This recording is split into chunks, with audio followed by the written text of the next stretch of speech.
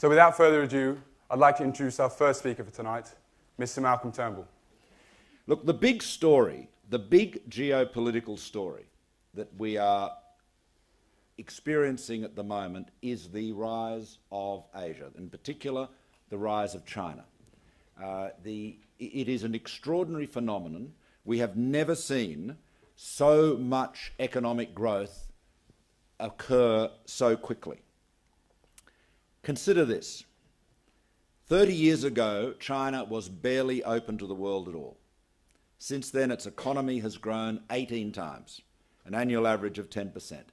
India's GDP, which used to jog along under what the Indians themselves called the anemic Hindu rate of growth, has also taken off. It's probably about a generation behind China in terms of economic growth overall.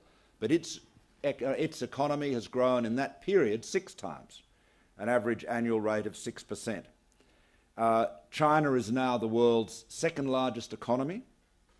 It will overtake the United States in 2016, according to the IMF, and at some time in the 2020s, its defence spending will overtake the United States in absolute terms.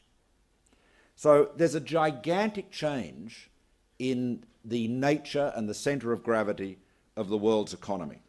In 1990, which is not that long ago, probably seems like an eon ago to the students here, but to the older ones among us, it doesn't seem very long ago at all, North America and Europe produced about half of all global GDP. By 2030, their share will decline to a quarter. In contrast, emerging Asia, which is Asia excluding Japan, and that's because Japan, I should say, industrialised earlier than any of the other Asian nations.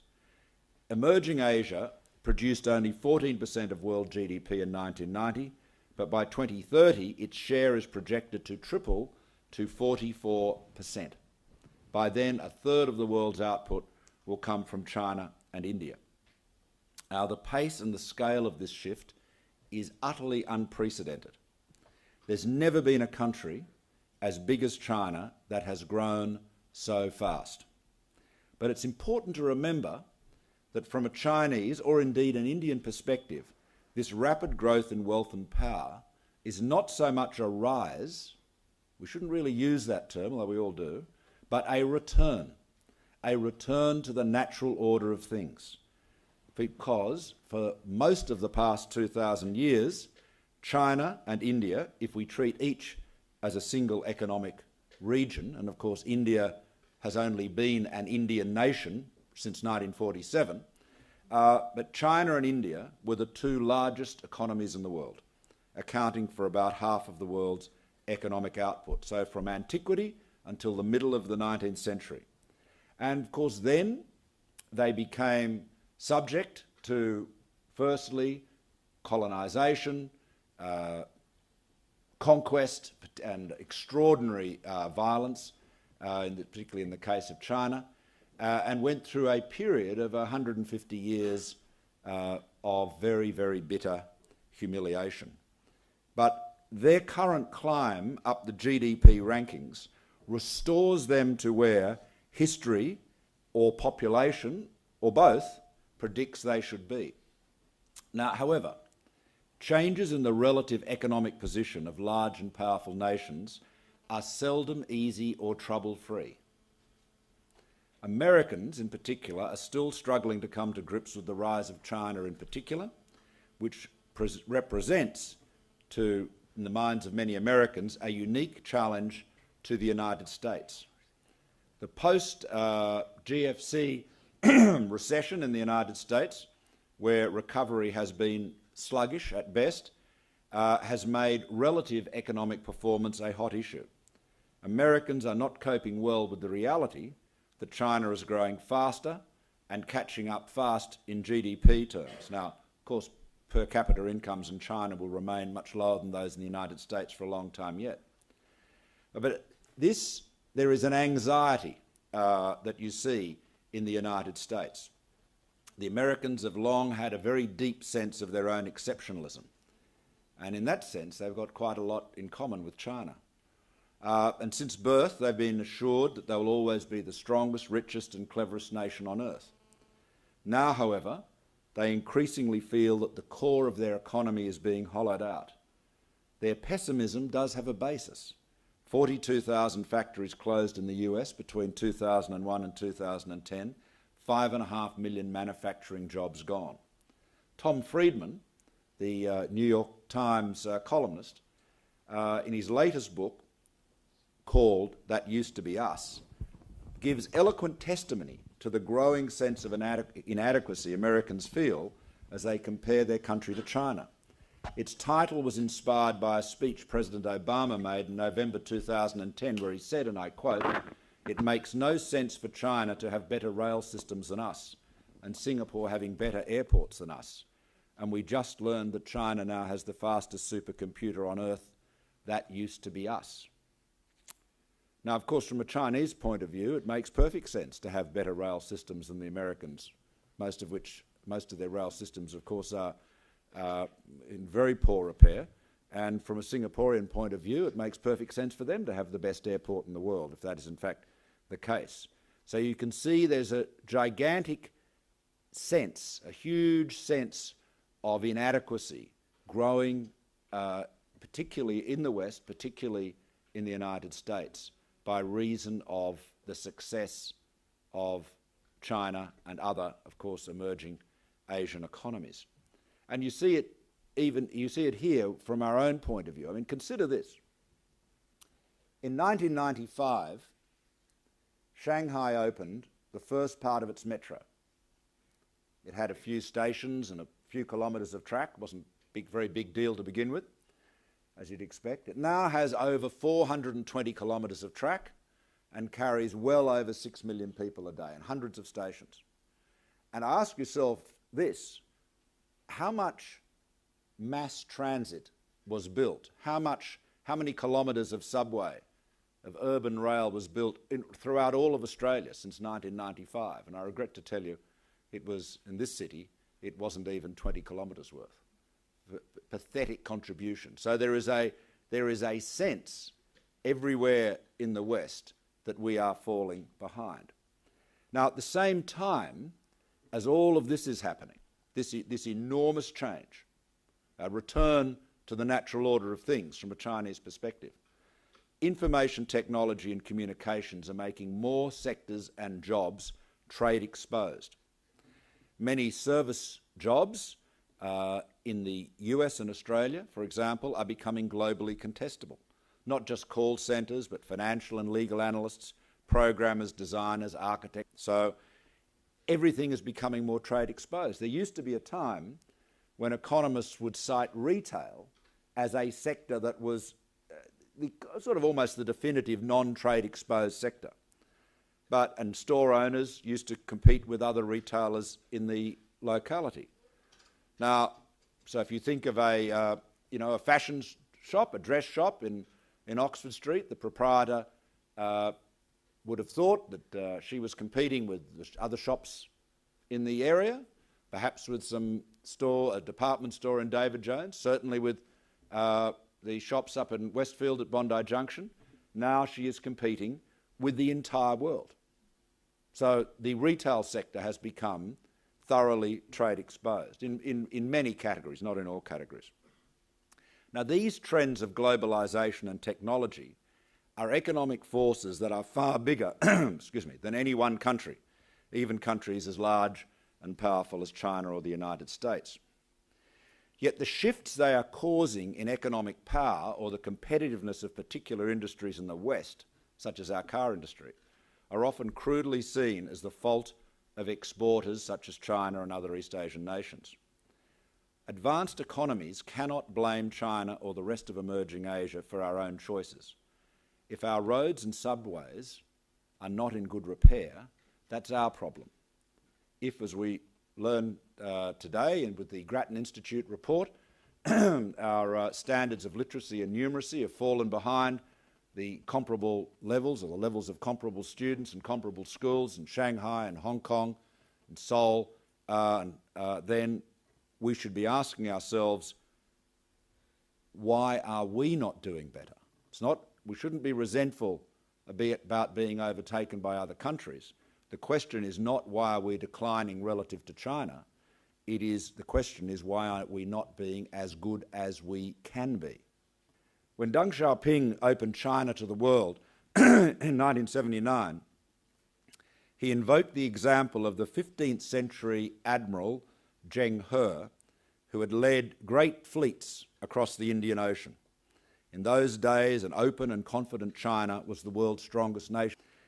When later emperors closed China to the rest of the world, Deng Xiaoping reminded the hardliners in 1979, China began a decline that ended with humiliating invasion, colonization and exploitation by stronger nations, European powers and Japan in particular. So given that history, it's no surprise that when Mao Zedong announced his triumph from the top of Tiananmen in 1949, his first words were, the Chinese people have stood up. 中国人们站起来了. The Chinese people have stood up. He's saying we have the end, the 150 years of humiliation has come to an end. Now, it's no surprise that as China becomes richer, it seeks to strengthen its military. But we need to be very careful in the West not to automatically assume, as I think some people in the United States do, that a stronger and more militarily capable China is going to be a militarily aggressive or expansionist one.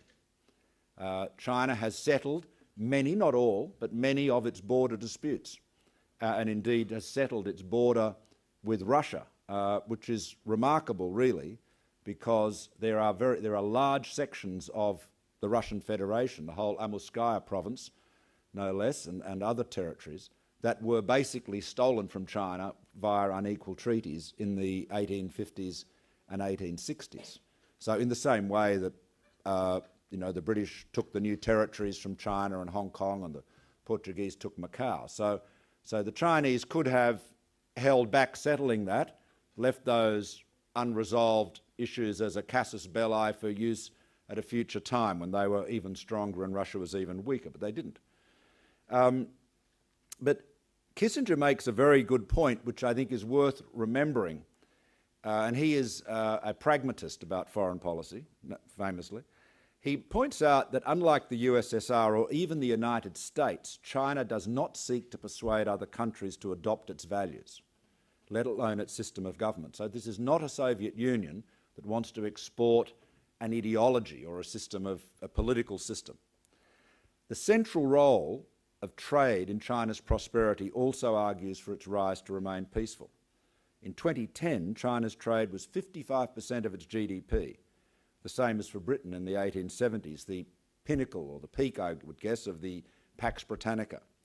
So given the importance of a stable economy in the Chinese regime's legitimacy, which of course is based on delivering economic growth. I mean, if you think of the Chinese polity, the bargain between the Communist Party and the people is no more than this.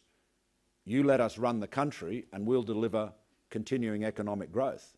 If China's economic growth stalls, then the whole edifice of that regime is under enormous threat.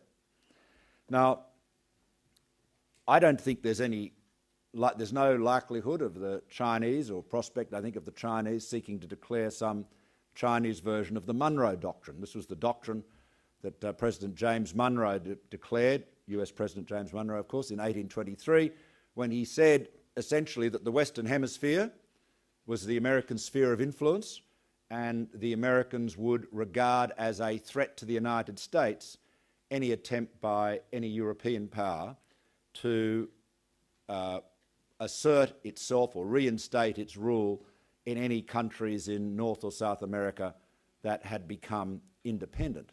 Now, China is in a very different position. It is surrounded by very, very powerful countries, very powerful nations. India, Russia, Japan, Korea, and of course the United States in its projection into the Pacific. But we have to be clear-eyed about this. And while we would not expect, nor would anyone welcome, some sort of East Asian Monroe Doctrine. Nonetheless, we have to recognise that the era of the United States being the sole unchallenged superpower projecting in that region is coming to an end. Inevitably, there will be more of a balance of powers in the East Asian region. And it's important, very important, that all of us in the region, the big powers and the smaller powers and the medium powers, all of us remember that it is as these changes occur, it is mightily in our interest to be engaged with China and all of the other powers in the region, and to ensure that this transition is a peaceful one. Cool heads are required on all sides. China, of course, needs to be much more transparent about its goals in the region, and it needs to build confidence with its neighbours. It's important to bear in mind China has virtually no allies. Think about it. Surrounded by all these powerful countries, who are its allies? North Korea? Well, with allies like that, who needs enemies, you might say? It has a very good relationship with Pakistan, but again, that is really seen through the prism of the contest between Pakistan and India. But it has